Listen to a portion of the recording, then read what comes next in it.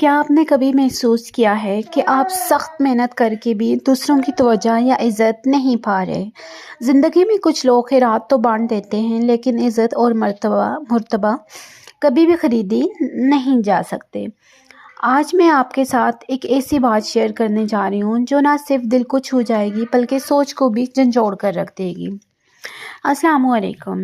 زندگی ایک سفر ہے اور ہر انسان چاہتا ہے کہ وہ کامیاب، عزت دار اور باوقار ہو، لیکن افسوس کی بات یہ ہے کہ اکثر لوگ یہ سمجھ بیٹھے ہیں کہ صرف مانگنے یا درخواست کرنے سے زندگی میں مقام حاصل کیا جا سکتا ہے، اور یہی وہ جگہ ہے جہاں ہم غلطی کرتے جا رہے ہیں۔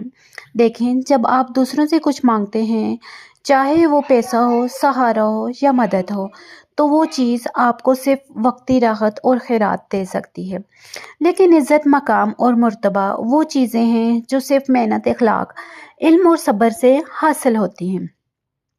خیرات تو ہاتھ سے ملتی ہے، لیکن عزت دل اور دماغ میں بستی ہے۔